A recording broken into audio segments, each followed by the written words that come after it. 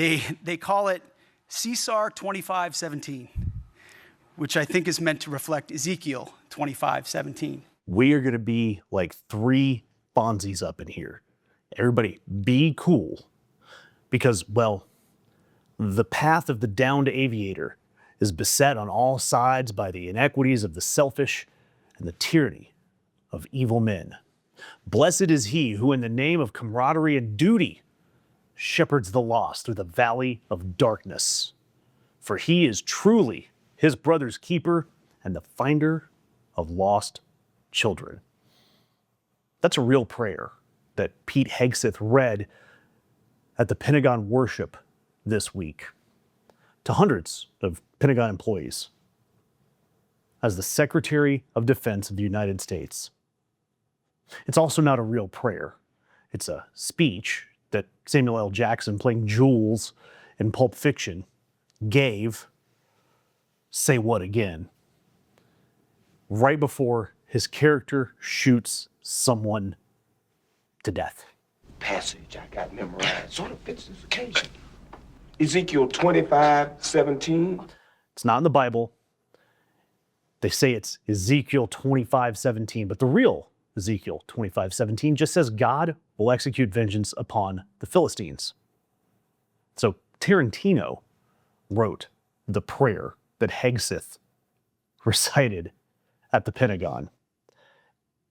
And look, Hegseth, he framed it as Caesar 25:17, Combat Search and Rescue 25:17, saying that he thinks it's meant to reflect Ezekiel 25:17. So the Pentagon's official defense here is that Hegseth didn't actually think it was a real Bible verse. He was just paying tribute to a real Bible verse by quoting Samuel L. Jackson.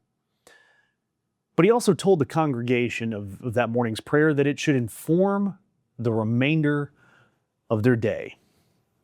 And this is a man who just at that point had come back from meetings about the Iran blockade and the Iran war, illegal by the way. And he was going back to meetings about that illegal war that was meant to distract from the Epstein files. But yeah, think about that.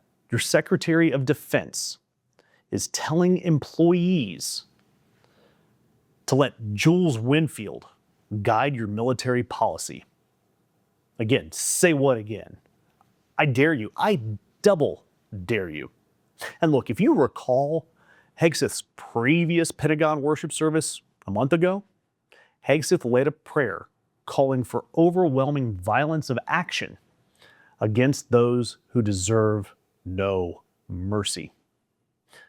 He went on to say, let every round find its mark against the enemies of righteousness. He calls that a prayer. Look, anytime that Hegseth comes up with some roided up speech, he now is deciding to invoke God. Jules Winfield? Sure. Pulp Fiction? Why not?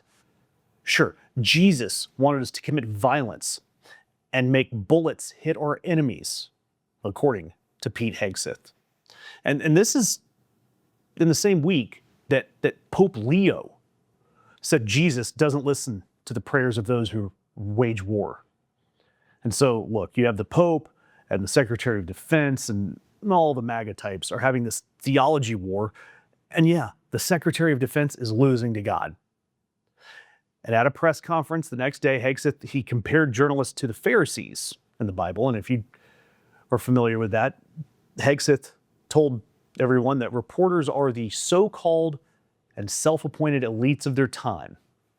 They are there to witness, to write everything down, to report. He meant it as criticism, but essentially, he just described the job description of a journalist. Like, who is he trying to insult?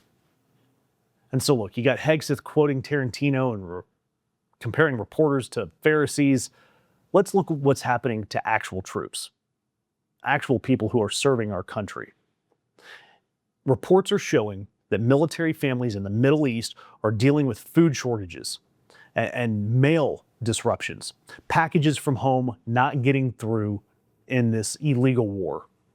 And look, I didn't know this, but I found on military.com, they're reporting, I didn't realize that Navy sailors have to pay for their own meals on aircraft carriers, on a ship, paying out of pocket, not reimbursed for their food, when they are deployed on a Navy ship. And look, there are reports out there, I've seen them on social media, I don't know if they're true yet or not, but there's reports of rationed meals with disgusting food on these cafeteria trays that these people are having to eat. Why? Because the war costs a whole hell of a lot more than they thought it would. Meanwhile, Hegseth is also terminating union contracts across the Department of Defense. He's fired the Army Chief of Staff. That happened in week 5 of this illegal Iranian war. And that had a chilling effect, by the way, on anybody who's left in the military ranks.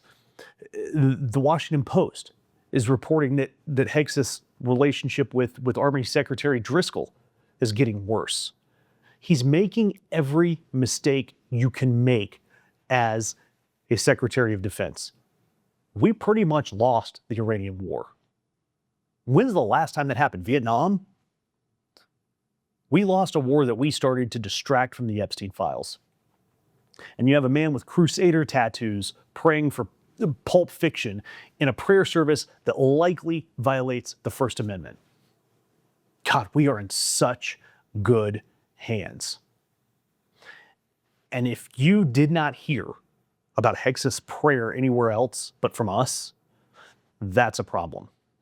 Anytime you see an independent outlet like us, that you like what they're doing, you appreciate them putting the content out there, it means the world to them or to us just to hit the like button, just to leave a comment.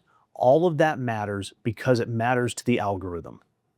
So thank you guys for watching, and thank you for taking the time to leave a comment, leave a like, hit the subscribe button.